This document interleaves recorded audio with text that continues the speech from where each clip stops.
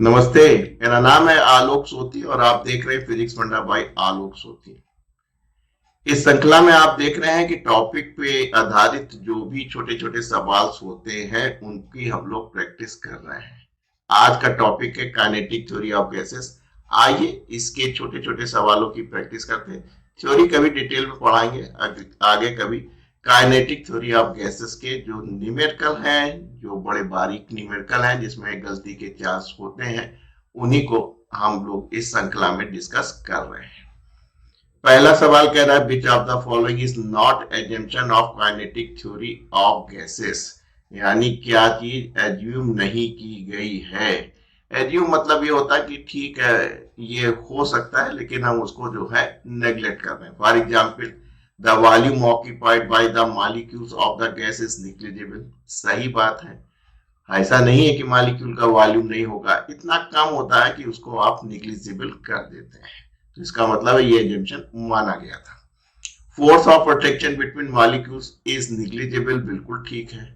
क्योंकि बहुत टीनी है, मास कम है, इसलिए ग्रेविटेशनल फोर्स जो अट्रैक्शन फोर्स कहलाता है उसको आप निग्लिजिबल कर सकते हैं। Collision between molecules are elastic, yes आपने माना है और देखा भी इलास्टिक कोलिजन होता है। कह रहे हैं all the molecules have same speed. Same speed नहीं होती, वरना आप भी आरएमएस और एवरेज वेलोसिटी आदि इत्यादि ना निकालते।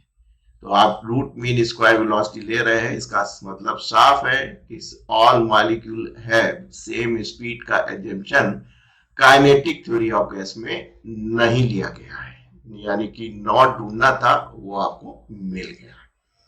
चलते हैं अगले सवाल के पास। थ्योरी कभी अगले लेक्चर में सिखाएंगे।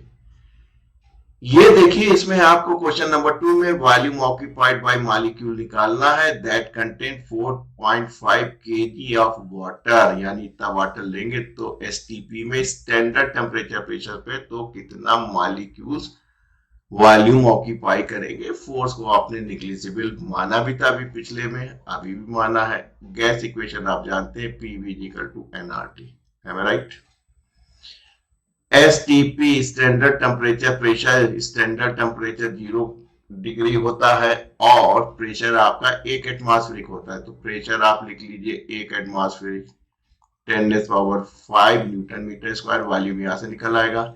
नंबर ऑफ मॉलिक्यूल्स, अगर आपको मास मालूम है, मॉलिक्यूलर वेट मालूम है H2O का, तो आप आराम से निकाल सकते हैं वॉल्यूम।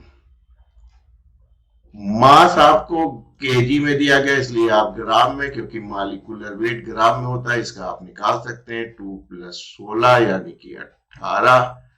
आर जूल में ले लीजिए 8.31 और टी आपका क्या है 0 डिग्री सेंटीग्रेड होता है स्टैंडर्ड पे, तो इसको केल्विन में बदल लीजिए, यानी 273 केल्विन। अब इसको आप सॉल्व कर लीजिए भाई साहब और आपको आपका रिजल्ट मिल जाएगा। थोड़ा सा टेक्निक में सिखा भी दूंगा आपको सॉल्व करने की, लेकिन मल्टीप्लिकेशन तो आपको करना पड़ेगा, जिसको 3 से फट से गुणा कर लीजिए। ये हो गया 8.3 273। प्रैक्टिस करते रहा कीजिए, प्रैक्टिस में कोई कसर मत छोड़ा कीजिए। जब आप इसको गुणा करके 18 से भाग करेंगे, तो मैंने जब करा था तो मुझे ये संख्या मिल गई थी। इसमें एक इधर देखिए, हम यही सिखाना चाहिए, इधर 5 है तो 1 2 3 4 5 ले लीजिए। कह लगे इससे क्या होगा, कहीं कुछ नहीं होगा, बहुत बढ़िया रिजल्ट आएगा। ये कैंसिल हो गया। अब देखिए आपका वॉल्यूम बहुत आराम से आ गया 1.013। उतना आप गुणा कर लेते तो आपका काम बन जाता। लगभग 1/5 के आसपास है, यानी आधा से ज्यादा है, तो थोड़ा सा कम हो जाएगा। यानी कि आप कहेंगे कि सर वो वी इधर है भाई, वी इधर है, कहाँ है मेरी रबड़, कहाँ है मेरी रबड़। देखिए थोड़ा सा हमसे जल्दबाजी में गलती हो रही है, वी इधर है तो उधर ले जाइए आप इसको। Am I right? इस रबड़ से इसको मिटा लेते हैं, बस काम बन गया दोस्त आपका। थोड़ा सा रात का वक्त है, मैं थक रहा था दिन भर काम करने के बाद, इसीलिए आप लोग को चुस्ती बनाए रखिए। तो ये लगभग आपका एक टाइम चला गया 5.6, वॉल्यूम किसमें होगा, मीटर क्यूब में होगा, यानी T is the correct option. तो ये वाला जो गुणा करके भाग करना था वही आपके लिए समस्या था, लेकिन उसके बाद में भी जो समस्या आ रही थी उसकी टेक्निक मैंने आपको सिखा दी। ये सिखाना मेरा पर्पस था, पता नहीं कब कहाँ काम आ जाए। चले बेटा आगे, अगला सवाल भी बहुत अच्छा है। इसमें क्या कह रहे हैं, a cylinder content hydrogen gas, बहुत अच्छी बात है। प्रेजेंस प्रेशर आपको दे रखा 249 किलो पास्कल, टेम्परेचर भी दे रखा, डेंसिटी बतानी। ये सवाल कई बार पूछा गया है और कभी तो फार्मूला ही पूछ लेते हैं, PV equal to n R T. अब आप जिस हिसाब से देख रहे हैं नेटा की हालत, अब इस तरीके के सवाल वो देने लगेगा, एम अपान इतना, नहीं तो वो कब तक अपने ऊपर कलंक लेगा कि सभी के बच्चों के 720 आते हैं। बस काम बन गया।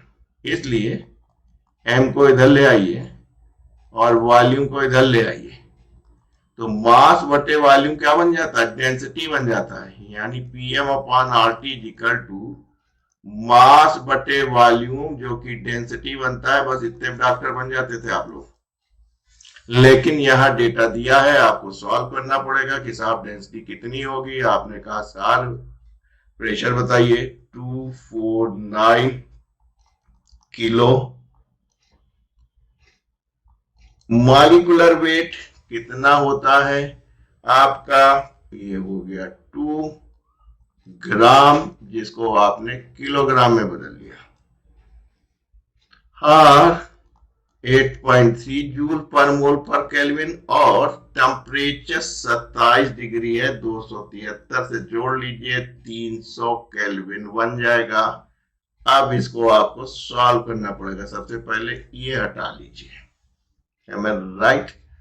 और आप देखेंगे कि जब इसको आप सॉल्व करेंगे तो 8 त्रिक 24 के आसपास जा रहा है।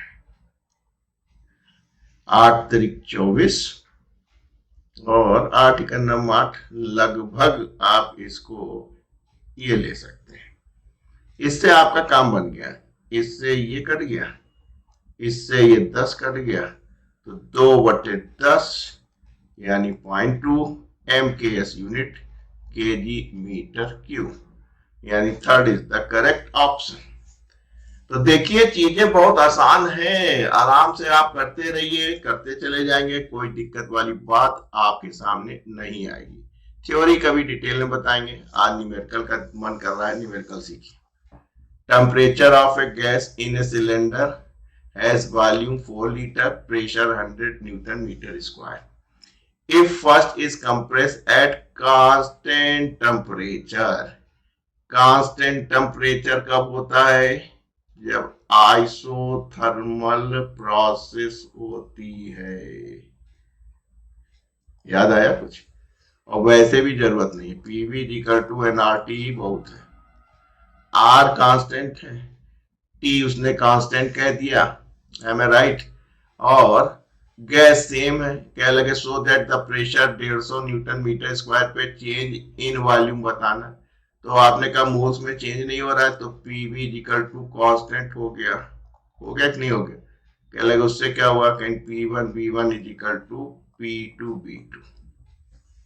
ठीक, P1 आपका कितना है बेटा, 100, वॉल्यूम 4 लीटर का है। P2 कितना है बेटा, 150, और वॉल्यूम निकालना है। काम बन गया अभी, इससे ये काट दीजिए, 5 दुनाई 10, 5 के 15, इसलिए B2 इक्वल टू 8/3 लीटर। आपको क्या निकालना, चेंज इन वॉल्यूम, यानी ये निकालना है, फाइनल माइनस इनिशियल। फाइनल 8/3 था, इनिशियल 4 लीटर का था, 3 ले लिया। वो कंप्रेस किया है बेटा, तो वॉल्यूम तो कम होगा, कंप्रेस किया है वॉल्यूम कम होगा, इसलिए माइनस से रिप्रेजेंट हो रहा है। बस काम बन गया आपका। 1.3 थी, 4 1 4, 4 3 12, 3 त्रिका 9, 3 त्रिका 9, यानी कि चेंज इन वॉल्यूम जो है 1.33 लीटर हो जाएगा। तो देखिए चीजें आसान होती हैं, बस थोड़ा सा मन मस्तिष्क पे कंट्रोल रखिए, काम हो जाएगा। देखते रहिए फिजिक्स फंडा बाय आलोक सोती के साथ और अपनी कैपेबिलिटी को अच्छी तरह आगे बढ़ाइए। आइए चलते हैं दोस्त अगले सवाल के पास। इस सवाल में कह रहा है pressure is given, mass of the gas is filled in volume V at a constant temperature is reduced 1/3 of its final value। यानी V1 आपका V था तो V2 क्या हो गया 1/3 of initial value. Calculate the change in volume, volume में कितना change होगा। ओ प्रेशर है, सवाल अच्छी तरह पढ़िए। The pressure of given gas filled in a vessel of volume B, यानी V1 दिया है at constant temperature, temperature constant है, is reduce 1/3 of initial value. समझ रहे हो विनोद? P अगर आपने P माना इनिशियली तो वो प्रेशर जो है वो 1/3 ऑफ इनिशियल वैल्यू है। परसेंटेज चेंज इन वॉल्यूम निकालना है, यानी कि V2 आपको निकालना पड़ेगा। तो भाई साहब ये प्रेशर में चेंज हो रहा है कांस्टेंट टेम्परेचर पे, PV = nRT। तो R कांस्टेंट है, मोल्स में कोई अंतर नहीं है, T आपका कांस्टेंट है। तो आपने फिर कहा रे ये तो अगेन PV = कांस्टेंट, इसकी वजह से आपका B2 निकल आएगा। ये P था, ये B था, ये P/3 था, ये B2 था। तो B2 कितना निकला 3V निकला। आपको परसेंटेज चेंज यानी कि आपको निकालना है, थोड़ा सा इंक बदल ले, थोड़ा सा सवाल बड़ा हो गया है, ΔV/V यानी B2 माइनस V1 डिवाइड कर दीजिए V1 से और 100 से गुणा कर दीजिए। ये 3V है, पहले V था, इनिशियली V था, गुणे 100%, काम बन गया आपका। ऊपर बचा 2V, V × 100% डिवाइड कर दिया जाए, यानी 200% का परसेंटेज चेंज आ रहा है। तो देखो दोस्तों कितनी आसानी से चीजों को करते चले आ रहे हैं। अगर आप सवाल को अच्छी तरह पढ़ लेते हैं और थोड़ा सा समझने की कोशिश करते हैं तो आपका काम बन जाएगा। आने वाले समय में इतना पक्का मान लीजिए कि अब पेपर कठिन आएगा। इस साल जितनी चीचा लेदर होनी है वो हो चुकी है। 1 mole of each hydrogen, oxygen, nitrogen are mixed in a closed container of 10 litre. Volume 10 litre, उसमें आपने हाइड्रोजन भी डाल दी, ऑक्सीजन भी डाल दी और आपने जो है नाइट्रोजन भी डाल दी इस 10 लीटर के वॉल्यूम के कंटेनर में। टेम्परेचर आपका 27 डिग्री सेंटीग्रेड है, केल्विन में बदल लीजिए तो ये हो गया आपका T = 300 kelvin. Pressure exerted by the mixture आपको देखना है। तो आपने कहा डाल्टन अंकल की जय, उन्होंने कहा था पार्शियल प्रेशर का सिद्धांत, आंशिक दबाव का सिद्धांत, कि भैया जो टोटल प्रेशर होगा मिक्सचर का वो P1 + P2 + P3 होगा। और आप जानते हैं PV = nRT, ये तो बचपन से पढ़ते चले आए, हमसे ज्यादा आप यूज करते हैं क्योंकि आप केमिस्ट्री भी पढ़ते हैं। तो ये हो गया nR, टेम्परेचर सेम था, वॉल्यूम सेम था, मोल्स भी सेम थे, सब 1-1 मोल की थी, सब 1-1 मोल की थी। Am I right? तो आपने कही तो कुछ नहीं हुआ, 1 2 3, 1 आम 2 आम 3 आम, ये हो गया 3 मोल्स 1, 8.314 दे रखा है, ये 300 केल्विन है। वॉल्यूम आपका 10 लीटर है, इसको मीटर क्यूब में बनाना है तो -3 ध्यान रखिएगा, -3 से गुणा कर लीजिएगा। तो ये जो लीटर है वॉल्यूम, जब आप बेटा इसको -3 से गुणा कर लेते हैं तो मीटर क्यूब में चेंज हो जाता है। तो ये छोटी छोटी बातें आपको याद रखनी है। जब आप सॉल्व करेंगे तो ये आएगा इतना। ठीक, मैंने कैलकुलेटर से कर लिया था। इसको 2 बार इधर ले आओ। 5 न्यूटन मीटर स्क्वायर। तो चीजें आसान हैं, बस आप समझते जाइए, करते जाइए, आपका काम बनता चला जाएगा। बिल्कुल परेशान होने की बात नहीं है। चलें बेटा आगे। थ्योरी भी हमने बहुत अच्छी बना रखी, वक्त आने पे आपको सिखाएंगे, लेकिन अब आप न्यूमेरिकल की प्रैक्टिस कर रहे हैं, इसलिए क्वेश्चन नंबर 7 पे फोकस कीजिए। ये सवाल बहुत अच्छा है। हर एक जितने भी बड़े बड़े कंपनी है सबने बड़े अलग तरीके से किया है, तो कोई बात नहीं। Mass of each molecule of gas is half. Mass को आधा कर दे, स्पीड को दुगना कर दे। Find the ratio of initial and final ratio. Initial और फाइनल रेशियो चाहिए होता है।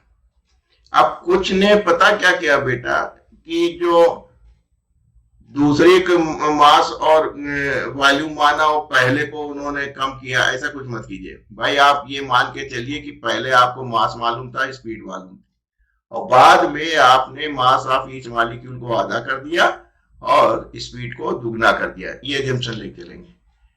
पहले दिन काइनेटिक थ्योरी ऑफ गैसेस में आपको ये वाला डेरिवेशन कराया गया था, राइट?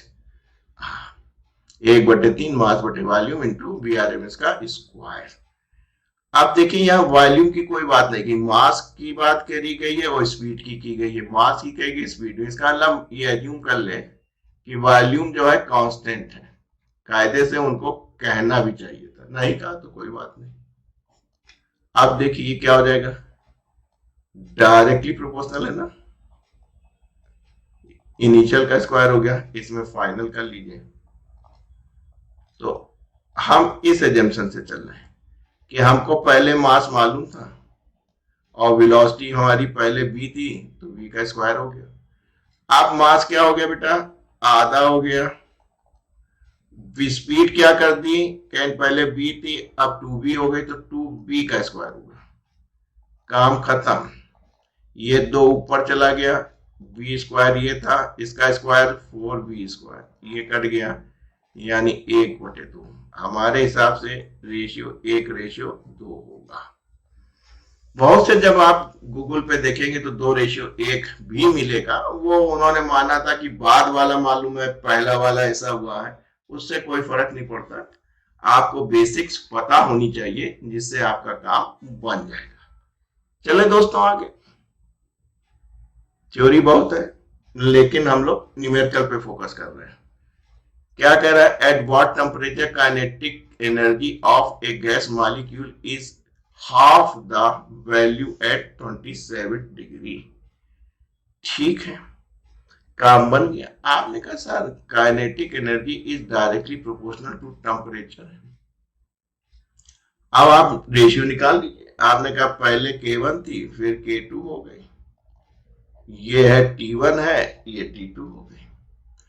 क्या लगे, kinetic energy of gas is half the value at 27 degree centigrade at what temperature. तो पहले आपने कहा K थी और फिर Ky2 आप कह रहे हैं। ठीक, पहले टेम्परेचर आपका 27 डिग्री सेंटीग्रेड था, जिसको आपने 273 से कर लिया, और ये 300 केल्विन बन गया। T2 आपको निकालना है। जब आपकी काइनेटिक एनर्जी आधी रह गई, इसको इधर कर लीजिए, तो 2 ऊपर चला गया।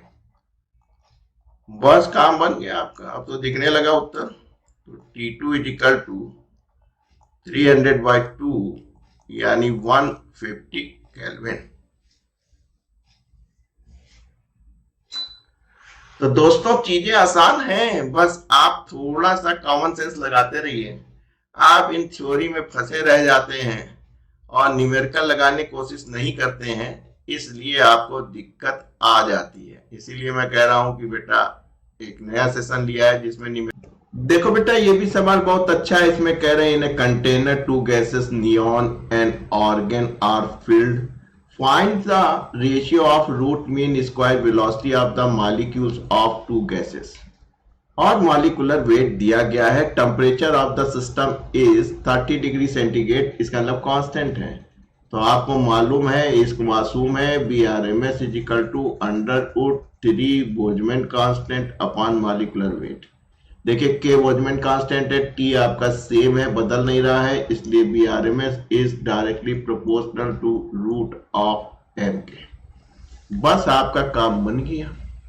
आपने कहा कि sir V R M S of neon ले लिए upon V R M S of argon.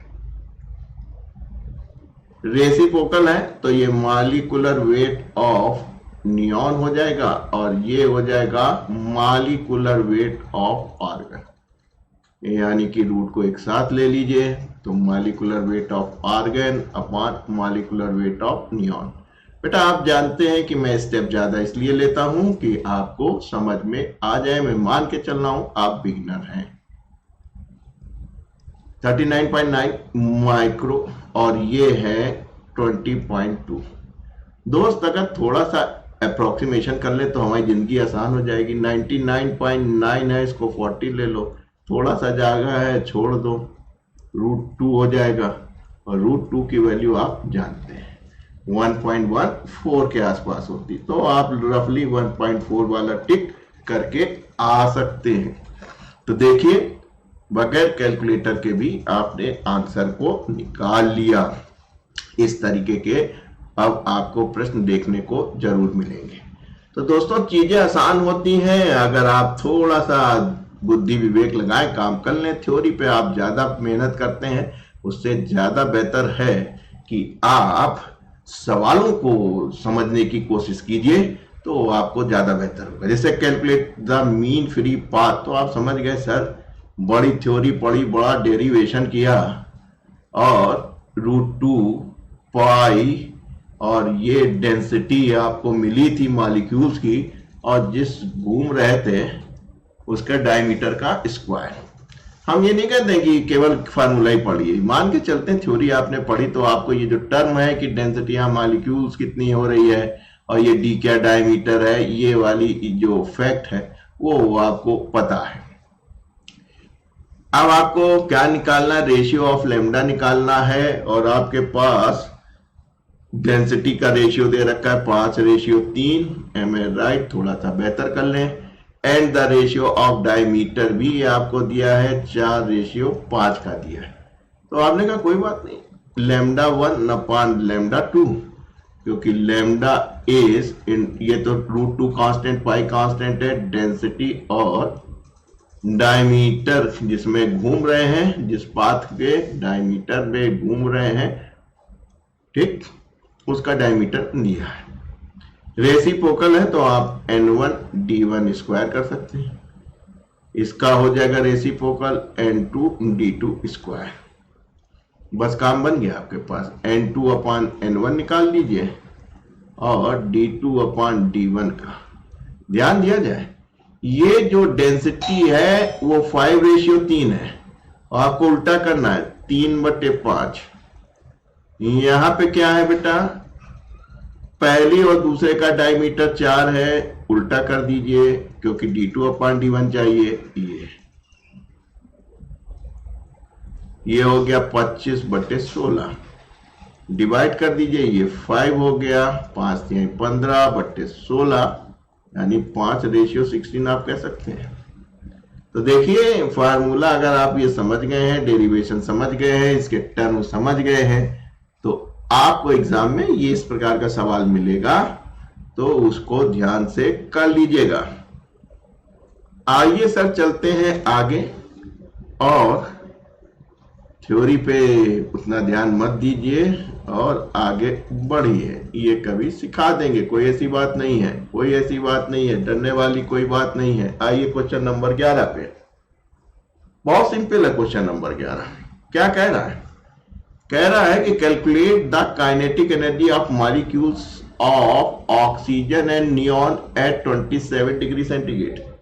अरे भाई जो काइनेटिक एनर्जी है वो डिपेंड करती है degree of freedom divide by 2 Boltzmann constant into temperature. दोनों का टेम्परेचर भी सेम है, बोल्ट्जमैन कांस्टेंट भी सेम है, तो किस पे डिपेंड कर रही है?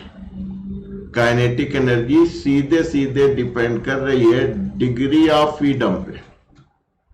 काम बन गया। ये हो गई आपकी ऑक्सीजन और दूसरी हो गई काइनेटिक एनर्जी ऑफ नियॉन, यानी degree of freedom of oxygen upon degree of freedom of neon. Oxygen is a diatomic, diatomic की डिग्री 5, ठीक। ऑक्सीजन आपकी डायटॉमिक होती है और नियॉन जो है वो मोनोएटॉमिक होती है। बस उसकी डिग्री ऑफ फ्रीडम 3, यानी आपको मिल गया 5:3। तो चीजें आसान है, करते चले जाइए, कोई दिक्कत की बात नहीं है। Degree of freedom in case of monoatomic, अरे भाई मोनोएटॉमिक में क्या होता है, एक ही आपके पास मॉलिक्यूल होता है और एक्स वाई जेड है, ठीक। तो वो एक्स एक्सिस में भी घूम सकता है, वाई एक्सिस में भी जा सकता है और जेड एक्सिस में भी जा सकता है। यानी कि अगर हम उसकी ट्रांसलेशनल देखें, घूमने वाली देखें, ट्रांसलेटरी या ट्रांसलेशनल काइनेटिक एनर्जी देखें, तो वो 3 हो गई। तो डिग्री ऑफ फ्रीडम 3 हो गई। जब ये रोटेट करेगा अबाउट एक्सिस, तो जब ये एक्सिस करेगा और ये आप जानते हैं कितना हो गया कि बहुत छोटा सा मॉलिक्यूल है, उसका डायमीटर बहुत कम है, तो आप मोमेंट ऑफ इनर्शिया आप जानते हैं कितना होता है, mr²। r छोटा है, उसका स्क्वायर हो जाएगा तो I तो लगभग 0 हो जाएगा, जिसकी वजह से आप जानते हैं कि रोटेशनल काइनेटिक एनर्जी ½ I ω²। जब I निग्लिजिबल है तो काइनेटिक एनर्जी रोटेशन की नहीं मिलेगी, नहीं मिलेगी किसमें? मोनो एटॉमिक गैस में। तो इसलिए टोटल डिग्री ऑफ फ्रीडम आपको मोनो एटॉमिक में 3 मिलेगी और तीनों ट्रांसलेशनल होगी। आइए एक सवाल और लगा लेते हैं, कहें degree of freedom of non linear try atomic gas, यानी जिसमें 3 मॉलिक्यूल्स हो कम से कम, एक्स वाई और जेड। इसका एजम्पशन का एक छोटा सा फिगर बना लेते हैं कि साहब 3 है, एक ये है, एक ये है और एक ये है, ठीक। तो ये y में भी जा सकता है, पूरा x में भी जा सकता है और z में भी जा सकता है। यानी कि आपको ट्रांसलेशनल जो मिलेंगी वो 3 मिलेगी। अब इसको रोटेट कराइए। जब आप रोटेट कराएंगे तो इसमें और इसमें तो मोमेंट ऑफ इनर्शिया नहीं मिलेगा, mr², I = mr², r का में नहीं मिलेगा। लेकिन यहाँ तो बेटा r ज्यादा है, इस एक्सिस के क्रॉस कर रहा हूं। इसी तरह जब इधर घुमाओगे तो इस ये वाला जो R मिल जाएगा, इसका मिल जाएगा। इस बार इसको घुमाओगे तो ये वाला मिल जाएगा। यानी कि कोई ना कोई आपको रोटेशनल काइनेटिक एनर्जी एक ना एक मॉलिक्यूल आपको दे देगा। यानी कि रोटेशनल जो काइनेटिक एनर्जी वो 3 है। तो टोटल कितनी हो गई? वाइब्रेशनल को रिजेक्ट कर दिया है। जब हायर फिजिक्स में जाएंगे तो वाइब्रेशन की भी आपको एनर्जी मिलती है। तो इसलिए कक्षा 12 तक ट्रांसलेशनल और रोटेशनल यानी 3 3 6। तो जब ट्राई एटॉमिक में होंगे यानी 3 मॉलिक्यूल होगा तो आपको डिग्री ऑफ फ्रीडम 6 मिलेगी और डाई में 5 मिलती है। एम आई राइट? तो दोस्तों आपने देखा कि ये छोटे छोटे सवाल थे जिसको आप करेंगे, सीखेंगे, आपका कॉन्फिडेंस जरूर बढ़ेगा। थ्योरी चिंता ना कीजिए, थ्योरी हम आपको पढ़ाते रहते हैं, अगले किसी सीरीज में पढ़ा देंगे। लेकिन इस तरीके के न्यूमेरिकल जब आप लगाना सीख लेते हैं तो आपका काम अच्छा हो जाता है।